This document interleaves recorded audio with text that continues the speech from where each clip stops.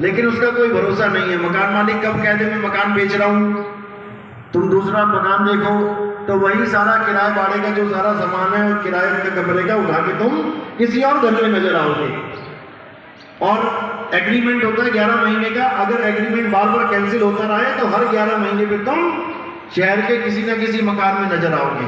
लेकिन अगर तुम्हारे अपने पिताजी का घर है और तुम अपने पिता के घर में रहते हो तो सारी उम्र तुम्हें हिलाने वाला कोई नहीं है। इसी प्रकार ये 84 लाख मकान हैं, कभी किसी मकान में, कभी किसी मकान में, कभी किसी मकान में। आज तुम इस मकान में हो। ये जो तुम्हारा मकान है ये आखिरी डंडा है सीढ़ी का, सबसे टॉप ऑफ द क्रिएशन। अगर इस मकान से तुम्हें निकाल दिया गया तो तुम सीधे नीचे आ जाओ। अब इस मकान का यह बेनिफिट है कि इस मकान से हम उस मकान तक पहुंच सकते हैं, क्योंकि केवल आदमी है जो आत्मा का चिंतन कर सकता है, जिसको कहते हैं आत्मचिंतन। एक कुत्ता आत्मचिंतन नहीं कर सकता, एक बकरी आत्मचिंतन नहीं कर सकती, केवल एक आदमी आत्मचिंतन कर सकता है और आत्मा को प्राप्त कर सकता है, जिसमें परमात्मा का वास है।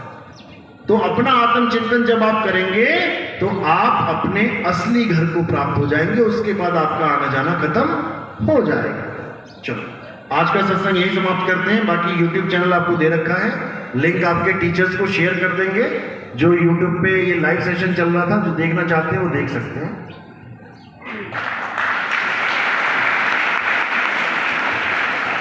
किस किस को मेरी बात समझ में आई? थोड़ी सी भी हाथ खड़े करो, बहुत अच्छी बात है। तो अब आपने कृष्ण जी को आत्मा समझना है, उनको शरीर मत समझना, क्योंकि कृष्ण जी कोई शरीर नहीं है। शरीर तो उस जन्म में धारण कर लिया उन्होंने, जैसे पिछले जन्मों में और भी शरीर धारण किए थे। पहला अवतार कौन सा है? 10 अवतार में पहला अवतार मछली का। कौन है वो मछली? विष्णु जी का ही अवतार है, लेकिन तुम कभी नहीं कहोगे कि विष्णु जी मछली हैं। दूसरा अवतार कौन सा है? कछुए का। विष्णु जी का ही अवतार है, लेकिन तुम कभी नहीं कहोगे कि विष्णु जी कछुआ है। तीसरा अवतार किसका है? वराह अवतार। जंगली सुअर देखा ना, 2 सींग, 2 उसके दांत होते हैं बाहर, उसके ऊपर धरती उठा के लेके आए थे। तीसरा अवतार वराह अवतार। लेकिन तुम कभी नहीं कहोगे कि विष्णु जी वराह हैं, तुम्हें हमेशा यही लगेगा विष्णु जी तो आदमी है, कृष्ण जी तो इंसान है, राम जी तो इंसान है। जबकि इंसान भी एक चूल्हा है, कपड़ा है, वो इंसान भी नहीं है, क्योंकि इंसान की भी मृत्यु हो जाती है, जैसे मछली की हो जाती है, कछुए की हो जाती है। वो इंसान भी नहीं है, वो आत्मा है, आत्मा। चलो बहुत बहुत साधुवाद।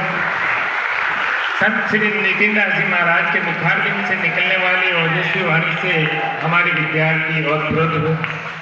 मैं संत सुजान का विद्यालय परिवार की ओर से हार्दिक अभिनंदन और वंदन करता हूँ। साथ ही साथ हम संत सुजान के आभारी हैं। संत हमें जीवन का मार्ग बताते हैं। तारागण डिग जाते हैं, सूरज पथ भ्रष्ट हो जाता है, ब्रह्मा को सृष्टि रचने का नया कष्ट हो जाता। जल थल अंबर क्या ये संसार टिका है संतों पर, ये संत नहीं होते संसार में तो ब्रह्मांड नष्ट हो जाता। मैं श्री नितिन दास जी साहिब से आग्रह करूंगा कि विद्यालय में टीन शेड का निर्माण हुआ है। आप श्री के मुखारबिंद से निकलने वाली ओजस्वी वाणी से हम अवगत हुए हैं, तो आप श्री के कर कमलों से इस टीन शेड का लोकार्पण हो जाए।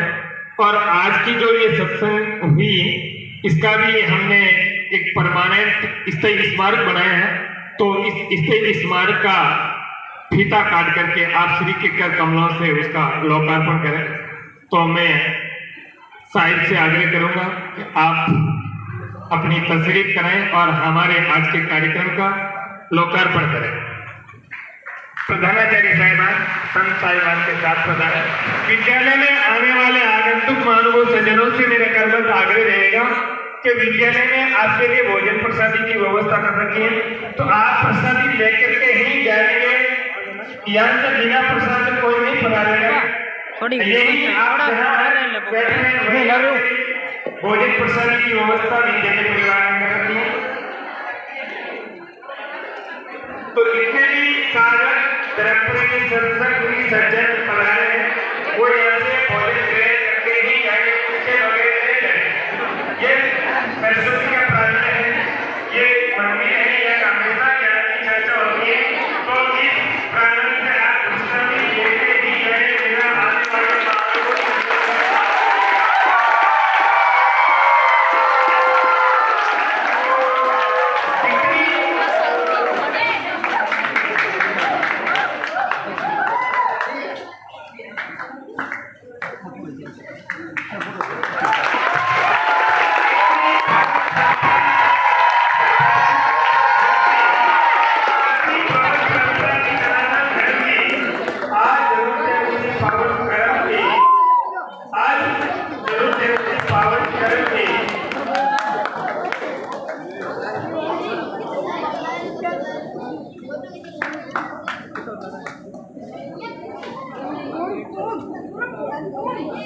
सात समुद्र रसी करो कागज गुरु हज राय, ये गुरु गुण निकल बैठो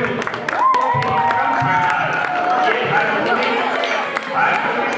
के राजा और भारत की पावन जगह यहाँ पर हमें सभी संतों का सानिध्य प्राप्त होगा और हमेशा इससे बहुत दूरी पर ये संतों का प्रादुर्भाव होता और उनसे प्रादुर्भाव की वजह से ही आज के सनातन धर्म टिका हुआ।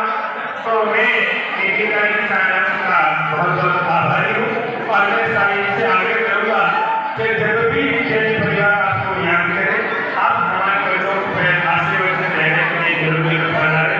हम सभी गुलाम के बहुत बहुत पहले आभार देनी है।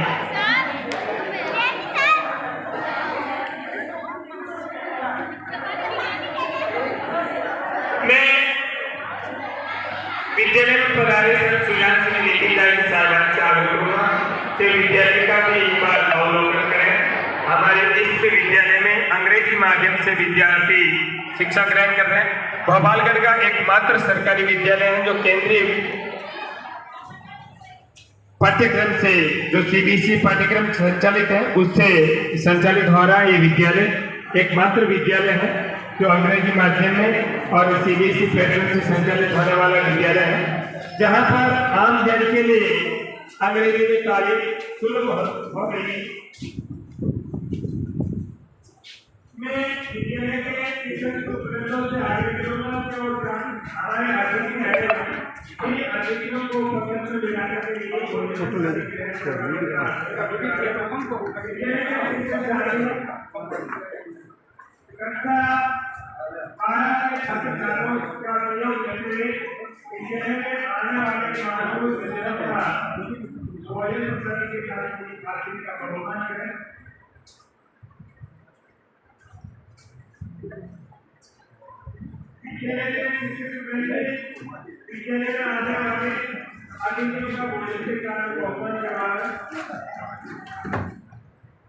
विद्यार्थी कहेंगे विद्यार्थियों को भी भोजन प्रसाद की यही व्यवस्था होगी। विद्यार्थी भी भोजन ग्रहण करेंगे।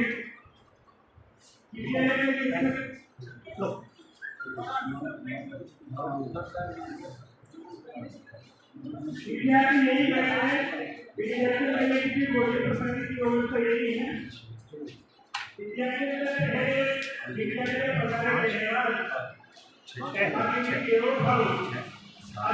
का भोजन प्रसादी के साथ भोजन करवाए।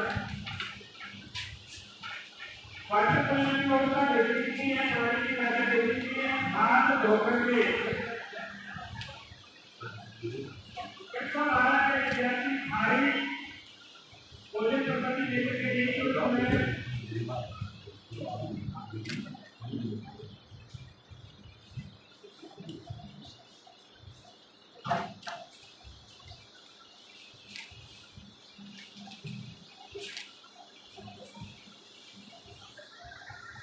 और दूसरे व्यवस्था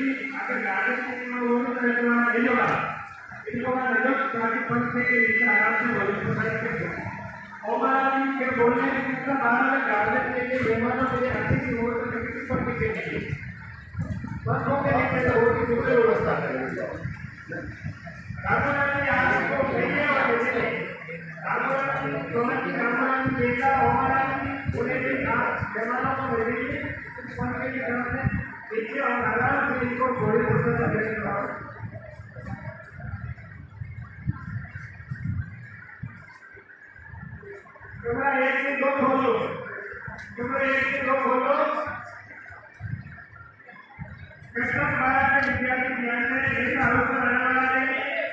ये हमारा एक बहुत सौभाग्य है कि आज हमारे विद्यालय में अतिथि ब्रह्मचारी प्रसन्न दृष्टि पढ़ा रहे हैं। इनका भोजन प्रसन्न के साथ बहुमान करा रहे हैं।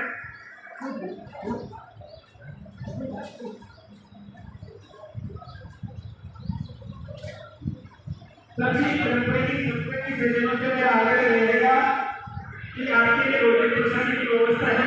भोजन प्रसन्न ग्रहण करके ही निकले।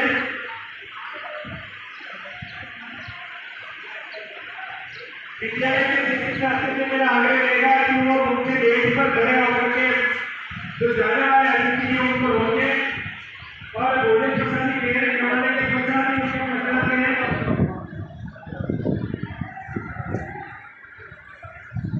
विद्यालय के शिक्षक शास्त्री से मेरा आग्रह रहेगा कि मुख्य गेट पर खड़े होकर के बाहर निकलने वाले कानून सूचनाओं को क्रमबद्ध रोके और उसको भोजन प्रसन्न के साथ व्यस्त करने के बाद ही प्रसाद करवाने का आग्रह करें।